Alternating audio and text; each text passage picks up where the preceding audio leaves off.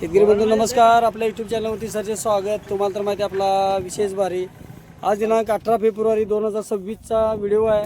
Malaysian green dwarf नारळ तयार झाडं 3.5 वर्षाचं रोप, पेरं सुटलेलं रोप लावले की 1च वर्षात उत्पादन चालू होणार. तुम्हाला तर माहिती आहे आपल्याला जी नर्सरी आपली 1982ची आहे, 35 एकरात नर्सरी आहे, शासनमान्य नर्सरी आहे, खात्रीची रोपं आणि महाराष्ट्रात आपल्या 700 बागा लागलेल्या आहेत. अशा प्रकारचा मलेशियन ग्रीन डॉर्फ आज लोडिंग होतो. श्री मनोज माळी सर बिझनेसमॅन व्यक्ती आहेत, आपले जुने शेतकरी आहेत. सरांनी गेल्या वर्षी जांभळ त्याचबरोबर आपल्याला रक्तचंदन घेतलेलं आहे. आटपाडीमध्ये सरांचा जो व्यवसाय आहे हा सिमेंट ब्लॉक फेमस व्यक्ती आहे. कारण आटपाडीमध्ये नाव घेतले की मनोज माळी सर म्हणले की लोक पंचकृषीमध्ये ओळखतात. तर सरांनी आपल्याकडे गेल्या वर्षी पण असाच व्हिडिओ आपण जांभळाचा बनवलेला जबरदस्त नियोजन बरोबर. सरांनी आता जे आपल्याकडं गेल्या वर्षी जांभळ आणि आता आज नारळ लोडिंग करतोय. सर तुम्ही माझे जुने कस्टमर आहे. आज तुमची तिसरी भेट होती आपली. रोपं तुम्ही घेताना तुम्ही तयार झाडं घेताय, त्याचं कारण काय? आपल्याला कमी वेळेत जास्त उत्पन्न मिळावं या हिशोबाने आपण घेतलेलं आहे. शेतकरी बंधूंना बऱ्याच सांगू इच्छितो आपण की रोप लहान लावलं तर त्याच्यावरती 365 दिवसामध्ये 200 दिवस जरी आपण मनुष्य ठेवला 500 रुपयाने 1 लाख रुपये त्याचा खर्च होणार.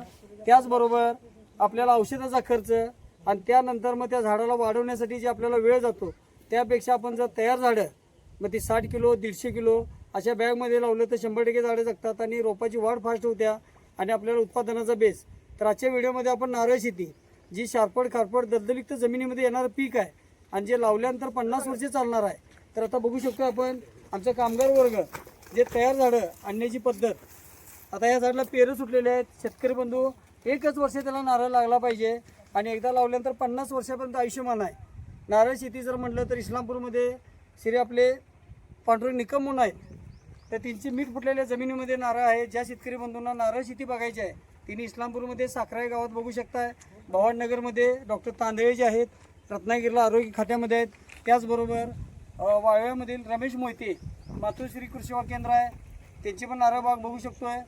तसेच आपल्याला कोल्हापूर, सांगली, सातारा या जालन्यामध्ये बाणाजीवाडीमध्ये बाण पाटील म्हणून आहेत, त्यांची नारळ लागलेली बाग आहे. त्याचबरोबर सतीश होलगे पाटील जे रोयलागडचे राजकारणी व्यक्ती आहेत त्यांची पण बाग पाहता येईल. तसेच आपल्याला नारळ शेती जर म्हटलं तर जोगदन साहेब कामगार आयुक्त मंत्रालयामध्ये आहेत.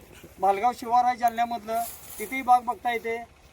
नितीळ गावामध्ये धाराशिवमध्ये वैजनाथ माळे असतील, परी वैजनाथमध्ये कनेरवाडीमध्ये गोवर्धन मुंडे काका असतील, त्याचबरोबर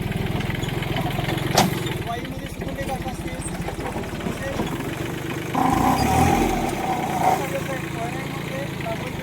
नारळ शेती चालू झालेली आहे. बाकी अनपट म्हणून जिल्हा परिषद सदस्य अनपटवाडी यांची बाग आपल्याला पाहता येईल. कोल्हापूर जिल्ह्यामध्ये आजूबाजू सरवडे गावात लागवड झालेली आहे, उत्पन्न चालू झालेलं आहे. त्याचबरोबर आपली जी नारळ शेती जर म्हणलं तर कुठल्याही जमिनीमध्ये येणारं शारपड खारपडी काळी दगडी त्याचबरोबर खडका जमिनीमध्ये येणारं पीक आणि एकदा लावल्यानंतर 50 वर्षापर्यंत 6 महिन्यात नारळ पाणी शाळेसाठी चालणारी जात 11 महिन्यामध्ये खोबरं तयार होणार. अगदी सुकं खोबरं ही तयार करता येतं.